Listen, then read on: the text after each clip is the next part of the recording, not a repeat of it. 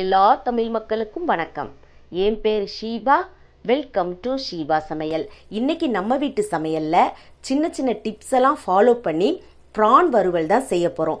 ஏற்கனவே நம்ம சேனலில் ப்ரான் தொக்கு போட்டிருக்கிறேன். அந்த லிங்க்கை வேணால் நான் டிஸ்கிரிப்ஷன் பாக்ஸில் கொடுக்குறேன். வேணுங்கிறவங்க செக் பண்ணி பார்த்துக்கோங்க. இப்போ ப்ரான் வறுவல் எப்படி செய்யலாங்கிறத நம்ம பார்த்துருவோம்.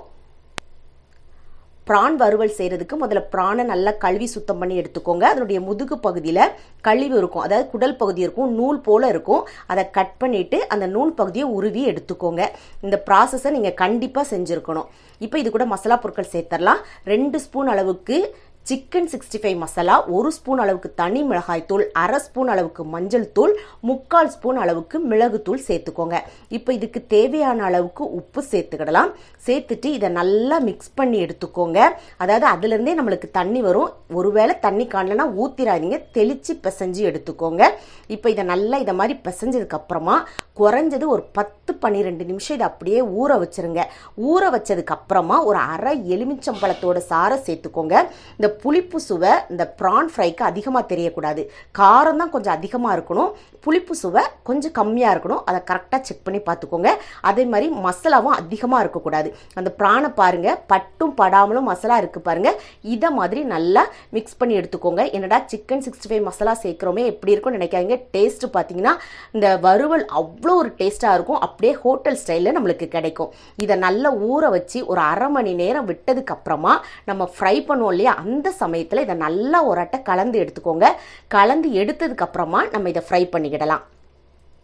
இப்போ ஒரு பேனை ஹீட் பண்ணிக்கோங்க. எண்ணெய் சேர்த்துக்கோங்க. எண்ணெய் சூடு ஏறட்டும். என்னுடைய சூட்டின் அளவு பார்த்தீங்கன்னா அதிகமாகவும் இருக்கக்கூடாது, அதே சமயத்தில் கம்மியாகவும் இருக்கக்கூடாது. கொஞ்சம் மீடியமாக இருக்கிற மாதிரி பார்த்துக்கோங்க. அதிகமாக இருந்துச்சுன்னா உடனே கலர் மாதிரி நம்மளுக்கு கருகிரும். நீங்கள் தீயை கொஞ்சம் மிதமாகவே வச்சு இதை நல்லா ஃப்ரை பண்ணிக்கோங்க.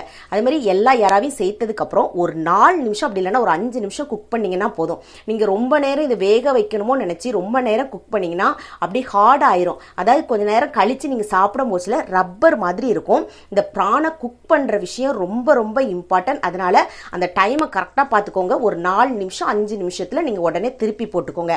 இப்போ எல்லாத்தையும் நான் திருப்பி போட்டுட்டேன். அடுத்த சைடும் சூப்பராக நம்மளுக்கு குக் ஆகி வந்துருச்சு. இப்போ நம்ம இதை எடுத்துடலாம். முதல்ல போடும் போதுல எந்த அளவுக்கு நல்லா பெருசா இருந்துச்சு, இப்போ சுருங்கி வந்துருச்சு பாருங்க. இதே மெத்தட்ல இந்த சின்ன சின்ன டிப்ஸ் எல்லாம் ஃபாலோ பண்ணி செய்யுங்க. இந்த ப்ரான் வறுவல் அவ்வளோ ஒரு டேஸ்டா இருக்கும். இது ஒரு ரசம் சாதம், பருப்பு கடைஞ்சி சாப்பிட்டாவோட சைட் டிஷ்ஷாக நீங்கள் வச்சு சாப்பிட்டு பாருங்க, அவ்வளோ ஒரு டேஸ்ட்டாக இருக்கும். கண்டிப்பாக இந்த மெத்தடில் நீங்கள் செஞ்சு பாருங்க. செஞ்சு பார்த்து உங்கள் ஃபீட்பேக்கை கமெண்ட் பாக்ஸில் சொல்லுங்கள். வீடியோ பிடிச்சிருந்தா லைக் பட்டனில் தம்ஸ் அப் கொடுத்துருங்க. தம்ஸ் அப் கொடுத்த கையோடு உங்கள் ஃப்ரெண்ட்ஸ் ஃபேமிலியோடு ஷேர் பண்ணிடுங்க. ஃபர்ஸ்ட் டைம் வியூவராக இருந்தால் சப்ஸ்கிரைப் பண்ணி சப்போர்ட் பண்ணுங்கள். நான் இன்னொரு வீடியோவில் இன்னொரு வித்தியாசமான சுவையான மனமான ரெசிபியோடு நான் உங்களை சந்திக்கிறேன். அது வரைக்கும் டாடா பபாய்.